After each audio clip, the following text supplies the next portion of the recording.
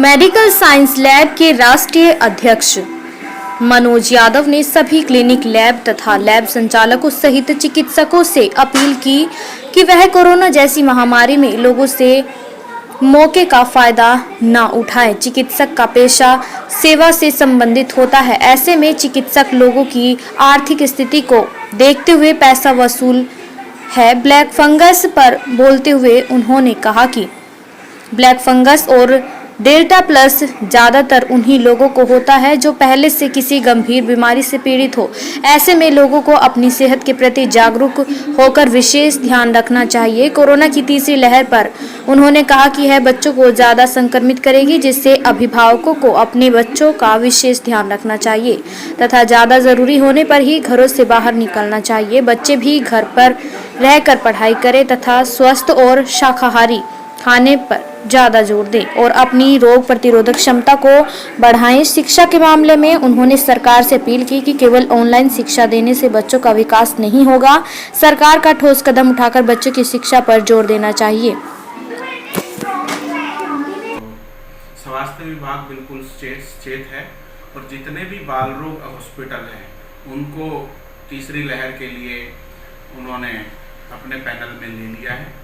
और मैं तो यही कहूँगा कि जनता जनार्दन को सबसे बड़ी बात ये है कि तीसरी लहर के लिए अपने बच्चों को सुरक्षित रखें। घर से बाहर जरूरी काम हो तभी घर से बाहर निकालें और कोई भी अगर इस तरह का कोई सिम्टम आता है बच्चों को तो तुरंत अपने पीडियाट्रिक्स से सलाह लेके दवाई देनी चाहिए।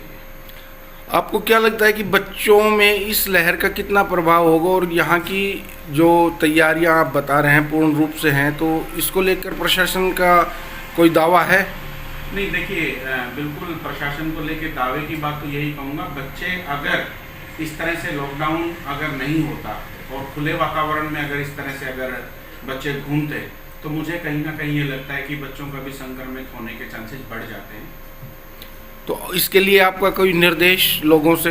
मैं तो यही चाहूँगा कि देखिए कि अपने बच्चों को घर के अंदर सुरक्षित रखें। ज़्यादा बाहर मॉल के अंदर, शॉपिंग मॉल के अंदर है, बाहर है, ज़रूरी ही हो तो घर से बाहर निकालें, अदरवाइज बच्चों को घर से बाहर ना निकालें। ब्लैक फंगस को लेकर आपकी क्या प्रतिक्रिया है? देखिए मेरे ख्याल से 30 से 32 के आसपास ब्लैक फंगस के केस रेवाड़ी में देखने को मिल रहे हैं और मुझे नहीं लगता अब तक के जितने केस हैं सरकार अच्छे से व्यवस्था करके काम कर रही है और उसके अंदर कुछ सफलताएं भी मिली हैं और कुछ चीज़ें ऐसी डिपेंड करती हैं कि मरीज के क्या प्रोग्नोस हैं, किस तरह के क्या हालात हैं, तो उनके अंदर निर्णय हो सकता है वो अच्छे भी ना हो। लेकिन तैयारियां सरकार की तरफ से पूरी हैं और ब्लैक फंगस को लेके आगे भी सावधानियां बरतने को जरूरत है। ये उन लोगों को ज़्यादा पकड़ता है जो लोग जिनका इम्यूनो सिस्टम जो होता है, रोग प्रतिरोधक क्षमता जो होती है वो कम होती है, जैसे कोई दिल का मरीज है या आपका शुगर का मरीज है या किडनी फेलियर का मरीज है, इस तरह के जो मरीज होते हैं उनमें ब्लैक फंगस के चांसेस बढ़ जाते हैं। नहीं, सुनने में आया कि ब्लैक फंगस सिर्फ उन्हीं लोगों को होता है जिनको पहले कोरोना हो चुका होता है। नहीं, ऐसा भी नहीं है, बहुत कम चांसेस होते हैं कि जिनको कोरोना होता है, बगैर कोरोना वालों को भी हुआ है। ऐसा तो नहीं, एक दो केस ऐसा भी हमें सुनने में आया है कि बगैर कोरोना, वो किनको हुआ है जो मैं आपको बता रहा हूँ, जिनको कोई पुरानी बीमारी है, जिनकी रोग प्रतिरोधक क्षमता जो है कम है, उन लोगों को हो सकता है। मैं ये नहीं कहता कि मतलब जिनको पोस्ट कोविड है उन्हीं को ऐसा हो सकता है, लेकिन उनमें क्या होता है सीवियरिटी के चांसेस ज़्यादा बढ़ जाते हैं। अभी कोरोना का एक और वर्जन सामने आया है, डेल्टा प्लस। हाँ। तो इसको लेकर के प्रशासन की और आप लोगों की प्राइवेट एसोसिएशंस की क्या तैयारियां हैं? कि अभी तक तो ऐसा कोई केस सामने आया है नहीं और अगर इस तरह का कोई केस सामने आएगा तो इसके बारे में जो लक्षण होते हैं वो सबसे पहला डेल्टा प्लस का यही है कि जो पोस्ट कोविड पेशेंट है उनको भी होने के चांसेस हैं। दूसरा ये है, जैसे मैंने बताया, किसी को पुरानी बीमारी है उनको भी ये चांसेस ज़्यादा मिलेंगे। तीसरा, इसके अंदर जो सिम्टम होता है, जॉइंट पेन है, आपका स्किन रैशेस हैं और हियरिंग जो प्रॉब्लम है, सुनने की क्षमता कम हो जाती है, मतलब बहरापन होने के चांसेस बढ़ जाते हैं। तो इसके लिए भी सरकार सतर्क है और मैं चाहूँगा कि लोगों को, ये मेरा एक बहुत जनार्दन को संदेश भी है कि आप लोग इससे बच के रहें, मास्क पहने, बाज़ार में जाना हो तो सोशल डिस्टेंसिंग का पालन करें, सरकार द्वारा दी गई गाइडलाइंस का पालन करें, तभी हमें इसके साथ जीना होगा और बहुत ही सलीके से और तरीके से। सर, बच्चों की बात आई है तो बच्चों का भविष्य इस बार काफ़ी अंधकार में ऐसा महसूस हो रहा है, क्योंकि सभी स्कूल चाहे वो प्राइवेट हो या सरकारी हो वो बंद हैं। तो इसको लेकर के आपकी क्या प्रतिक्रिया रहेगी? हाँ जी, जान है तो जहान है। मैं तो दो बातें जानता हूँ, लोगों से देश बनता है। आज इस युग में, इस महामारी के अंदर शैक्षणिक जो नुकसान हुआ है बच्चों की एजुकेशन को लेके, बिल्कुल मैं इस बात को मानता हूँ कि बच्चों का जो भविष्य है वो ख़राब हो रहा है। ऑनलाइन क्लासेस के अंदर सभी जो बच्चे हैं वो सक्षम नहीं हैं, आर्थिक स्थिति से लोग ज़्यादा गुजर रहे हैं।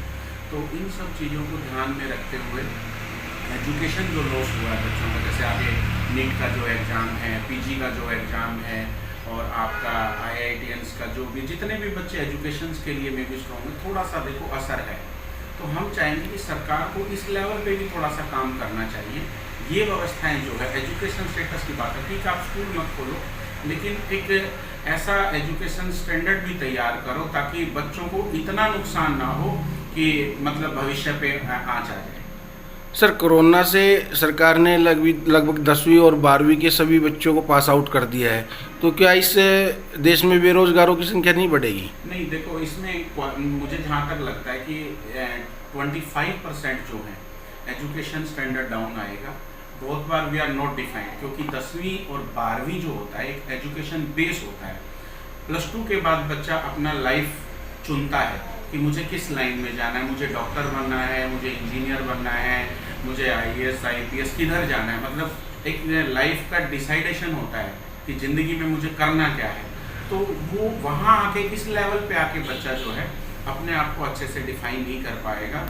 और कई बार जब इस तरह से सरकार अगर कोई नतीजे निकालती भी है तो मुझे लगता है कि थोड़ा सा इसके अंदर पेरेंट्स भी सस्पेंस में रहते हैं कि अपने आप का जो सेटिस्फिकेशंस है हम लोग भी संतुष्ट नहीं होते कि नहीं, लेकिन क्वालिटी मेंटेनेंस की अगर बात आती है तो मुझे लगता है कि एजुकेशन के मामले में इस तरह की बात नहीं होनी चाहिए। अगर एजुकेशन का लेवल अगर देखना था तो सरकार को बहुत पहले से इस तरह की तैयारियां करनी चाहिए ताकि एजुकेशन लॉस ना हो बच्चों को। सर, लास्ट में जिस तरह डेल्टा, ब्लैक फंगस और तीसरी लहर को लेकर कोई प्राइवेट एसोसिएशन को आप कोई संदेश और जारी करना चाहेंगे? सर देखिए, मैं तो यही कहूँगा जितने भी हमारे डॉक्टर साथी हैं या लैब मेडिसिन का जो पार्ट हैं या जितनी एसोसिएशन है या सोशल वर्कर जितने भी काम कर रहे हैं, हमें इस महामारी के अंदर एक दूसरे का बहुत अच्छे से सहयोग करना चाहिए। और सरकार की जो गाइडलाइन है, मैं स्पेशल लैब्स के लिए ज़रूर बोलूँगा आज, क्योंकि वो मेरा एक जिम्मेवारी वाला पद भी है। और मेडिकल लैब साइंसेस के जितने लोग हैं, चाहे वो ब्लैक फंगस हुआ, चाहे वो नया जो स्ट्रेन आ रहा है, डेल्टा स्ट्रेन आ रहा है, या इससे पहले जो कोविड का था, कोविड-19 का था, तो जहाँ मीडिया से भी बातें निकल के आती थी, लैब्स के इशू आते थे कि लैब रिपोर्टिंग भी गलत होती थी। तो मैं चाहता हूँ कि जितने भी लैब्स वाले हैं, जो फ्रंटलाइन वॉरियर्स हैं या डॉक्टर्स हैं, अच्छे से जांच करें, अच्छी रिपोर्टें दें और टाइम से, ताकि मरीजों को किसी तरह का कोई नुकसान ना हो।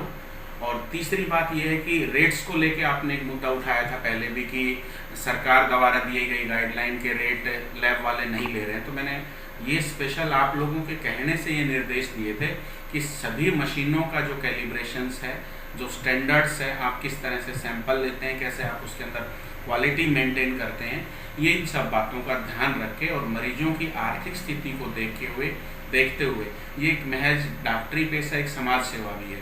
तो आप कम से कम पैसे के अंदर मरीजों का सहयोग करें, इलाज करें, ताकि सबका भला हो और सरकार और प्रशासन भी इस चीज़ से एक इंसानियत के नाते समझे कि हाँ भाई, लोगों के अंदर ज़मीर हो और ये लोग आगे आ रहे हैं एक फ्रंट लाइन के रूप में।